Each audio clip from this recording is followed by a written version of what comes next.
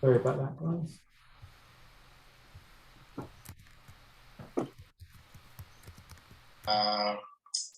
Practicing authentication. But when we go down to the details,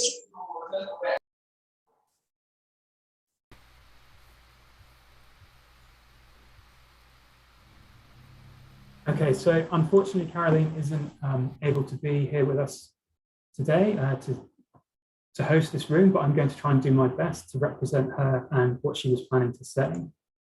So Kisumu is Kenya's third city, situated on Lake Victoria, which you can see on the left there, in the west of the country, and it has a population of about 700,000. There's a small sewer network in the centre of the city, which serves about 18% of the population.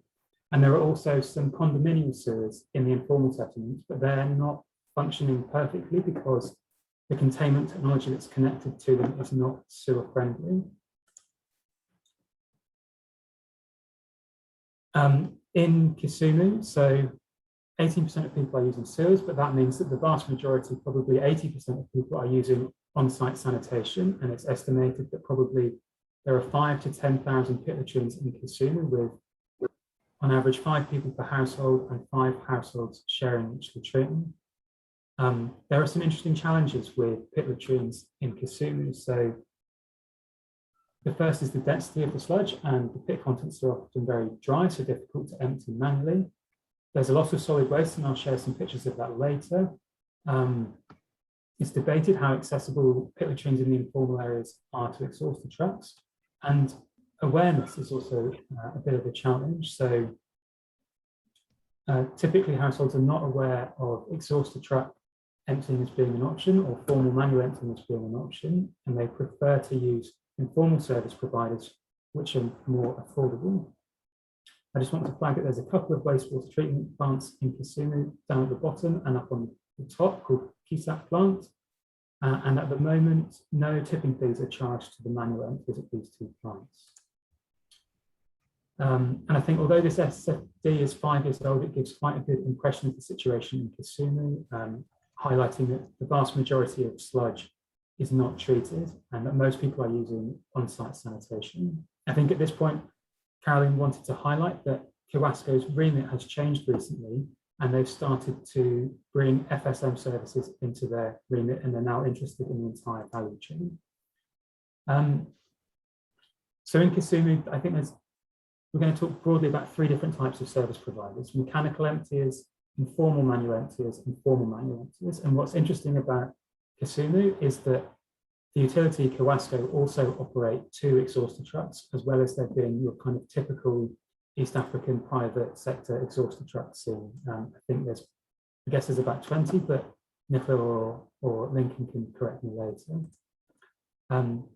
So a couple of things about informal manual emptying, and this picture on the right here is really illustrative of one of the problems of informal manual emptying, which is unsafe on-site disposal of the sludge. So you can see just to the right of the chicken under the trash, that's a hole that has been dug by an informal manual emptier to empty the sludge, which was previously inside the mubati, the metal latrine to the left of it. As Nicola mentioned in her presentation earlier, there are now a handful of formal manual emptiers in Kisumu. Their service is different to the informal ones because they're licensed by the local public authorities, and they transport fecal sludge in barrels using pickups to one of the treatment plants. And we also wanted to highlight this recent willingness to pay study from Acquire that was done in Kisumu because it nicely articulates the funding gap for formal services. So typically, informal emptying costs around 1,500 Kenyan shillings for the same volume of sludge to be removed. And as Nicola pointed out, the cost difference is largely due to informal emptiers not transporting sludge to treatment. This graphic shows that few households are willing to pay for formal services, and that because of this, there are challenges to them scaling, and they serve a relatively small proportion of the market. So to support the discussion in a few minutes, I wanted to share some challenges in Kisumu along the value chain that are kind of unique to Kisumu and to the Kenyan context. So the first challenge is about accountability for delivering services. And the authorities who are responsible for delivering on-site sanitation, emptying and transport services is currently in a state of flux and change. So accountabilities are not completely clear and responsibilities. I think the second thing is that being next to Lake Victoria, Kisumu experiences a very high water table, and this increases the emptying frequency for pit latrines, with some customers needing to empty multiple times a year. And as Apero's research showed earlier, households have relatively limited knowledge about formal manual emptying services. So even if they were willing to pay for them, they're not necessarily aware of this safer option. And there are also some physical challenges with latrines, but I think these are fairly universal in the Eastern Southern African context. So this image is of solid waste that has been streamed out of fecal sludge after it's been transported to the Nyalenda lagoons in the southeast of the city. And the image here on the left shows the high silt concentration that's present in a lot of pit latrine sludge that's emptied in Kisumu. And this causes problems at the treatment plant, and silt's not biologically degradable, so it really affects the treatment process. And the image on the right shows how difficult it is to empty pit latrines. Keen to show you this quick video of the amount of solid waste that is found in pit latrine sludge after it's been delivered to the treatment plant. And then finally, last slide, Carolyn wanted to share some next steps, things that are going on in Kisumu at the moment. So the first is that there's a need to adopt appropriate technologies for containment in the low-income areas, and they're currently running a trial with Sanergy of this fresh life toilet that you can see here on the right. There's also a recognition that there needs to be a sensitization with communities to reduce the amount of solid waste in pits. As Nicola pointed out, there are some big opportunities with the formal manual emptiers to minimize their transport costs, and a recognition that most manual emptying is done informally in Kisumu, so there's also an opportunity to start to formalize the existing informal manual emptyers.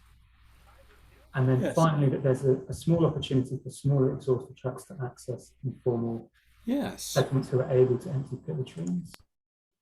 Okay, so we're going to move on to the first set of discussion questions about the private sector. I'm just going to move my screen around a bit so I can see you. And I think I'm going to invite anybody who'd like to speak to have a crack at any of these questions.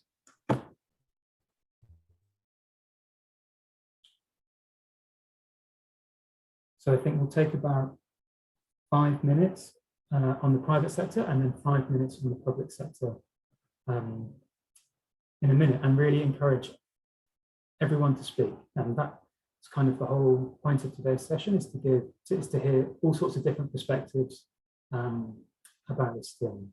And I can see that there's quite a few people in this room who know about this topic, and looking forward to hearing what you think about these questions.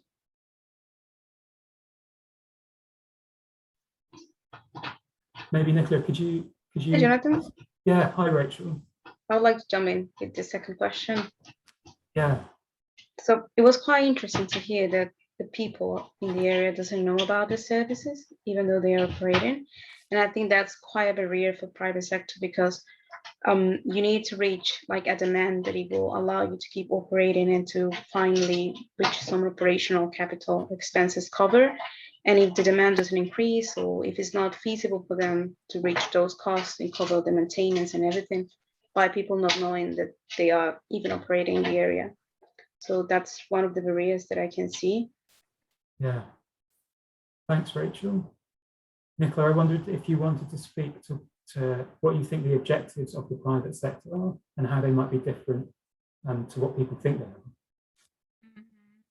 Yeah, I think one thing I would also just follow on from what Rachel said, which I think is very true, is that you asked about how people find out about formal and informal emptiers in the quiz at the start. And one of the pains of that is that I think the best thing you can do is demonstrations. I feel like it's like when you go to someone else's house and you see a new gadget and you're like, ooh, what's that? And you're so much more likely to buy it when you've seen something in someone's house. than when you see a YouTube advert or something, like, I don't know if that thing will work. So I feel like it's really the same in pit latrine emptying, and it's really tricky because you can go like market to everybody and try to make them aware, but quite often the people in the house aren't buying the service, it's their landlord, so they don't care anyway. And then another thing is like the whole concept of an improved emptying service. It's a concept that's a little bit foreign. So we find that doing empties is the best kind of method of marketing, but that's a really expensive way to do it. And I think just then to link that to your question about the objectives of the private sector, I mean, yes, for everyone we work with, sanitation and service to communities is absolutely at their heart. But I mean, they have to make money and they have to make a fair margin, and it has to be an interesting opportunity for them. And right now, certainly in Kisumu, it's not. So we have this kind of meter cube charge of 50-ish USD. And, we've come in as this business orientated organization, and we're really struggling to squeeze it to any cheaper without doing something quite radical. So like, they're not ripping people off, but it's that willingness to pay graph you showed just shows a willingness to pay that is just fundamentally lower than that. So I'd say their objectives, are to turn a profit while doing what they love, but we make that very difficult for them, and it's not from some sort of greed on their end by any means. That's great, thank you, Nicola. That's really interesting to hear. I'd just like to invite anybody else if they would like to answer these questions on the private sector. Hi, Jonathan, it's Hi, Kat here. Hi, Nicola. Yeah, I just had a quick question. It's more on the latter 2 points here. Obviously, with the goal of formalizing services, there comes with additional costs. And I'm wondering to what degree the municipality or local government can bring down the costs in order to enable enterprises to formalize and therefore scale. Yeah, and whether you'd seen any opportunities in that space.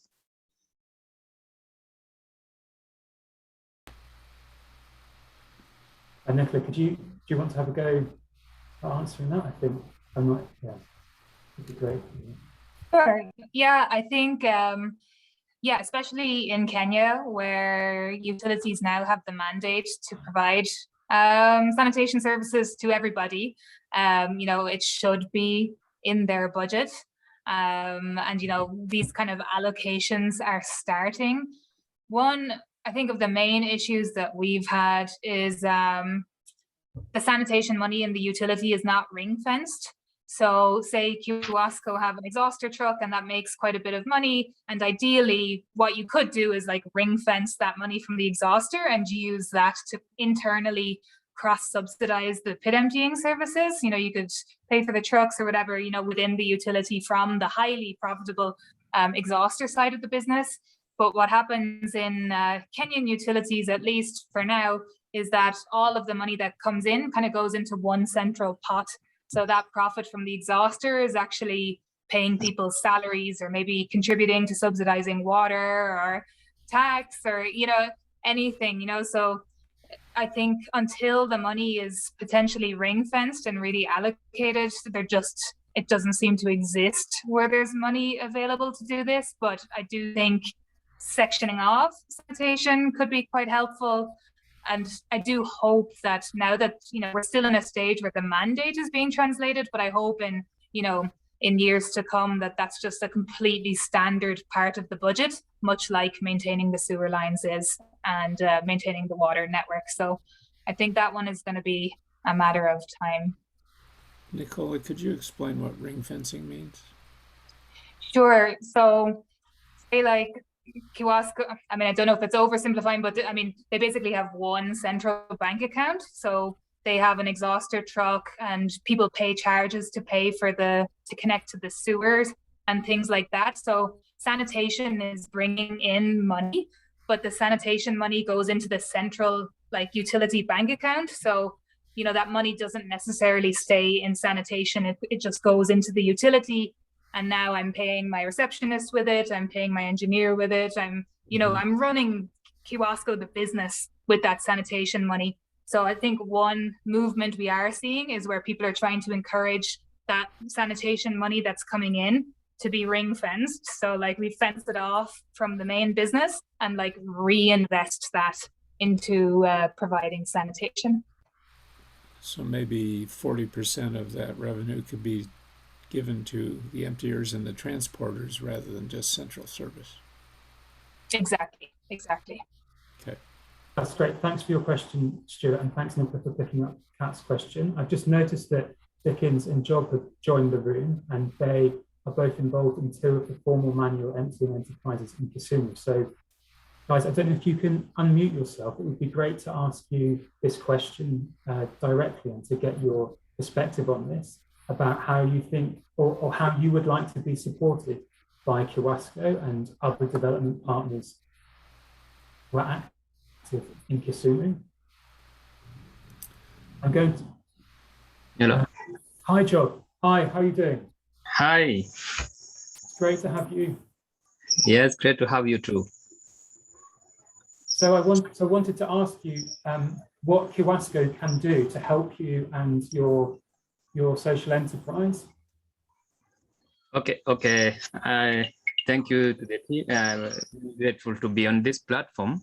And as the manual pit emptiers within Kisumu, having been in this field for quite a long time, just want to say that the only support and some of the support that we feel that the Kiwasco and the supporting development partners should help us in.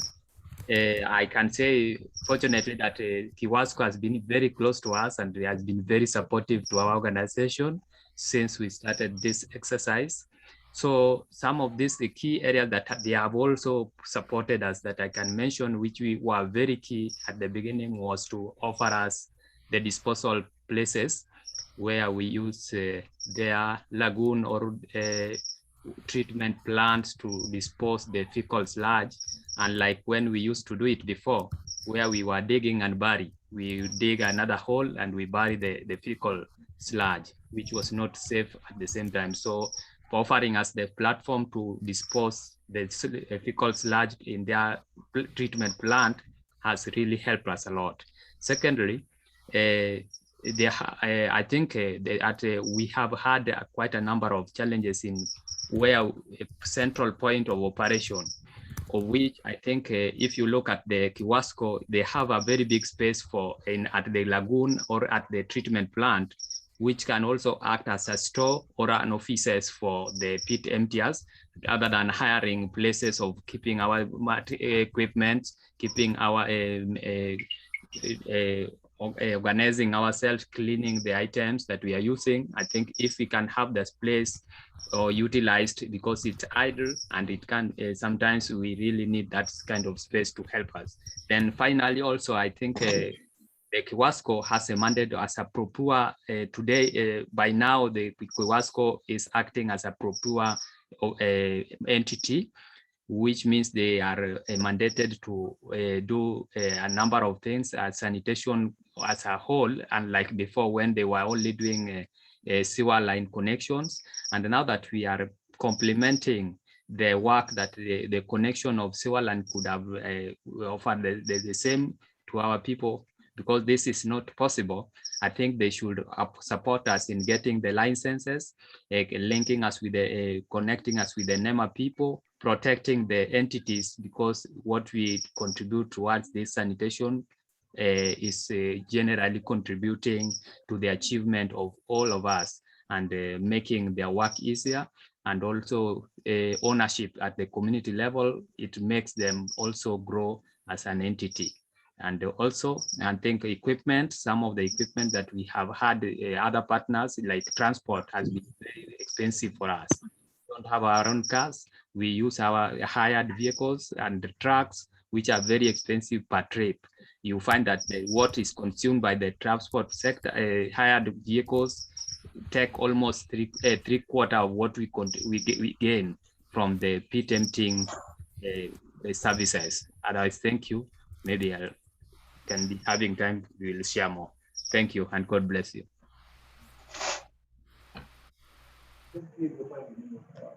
I think I think on behalf of Gasiapoa, first of all, we appreciate the fact that Kiwasco has given us the platform where we do the emptying of the waste that we've just done, collected from the household. But one key thing that we will really like to stress is the fact that the cost of emptying is very high. Why? Because we do hire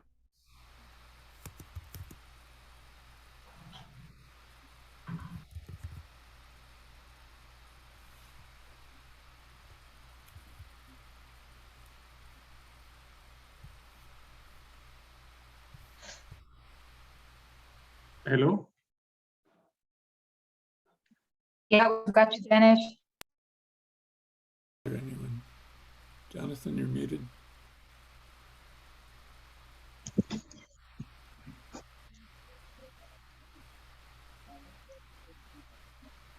Hello. Sorry, I just realized that I was on mute. So you keep on muting us, so it becomes sorry, very... I'm really sorry. Unfortunately, we need to go back to the main room and I have to present in there. So can you go back to the main room? And if there's a moment at the end of the session, I'll invite you to speak at the end of the session. I'm really sorry to have to do this. It really upsets me to have to close this room because we're having a great discussion, but I have to go. And hopefully I'll see you in the main room. Sorry about this. Bye. Bye-bye.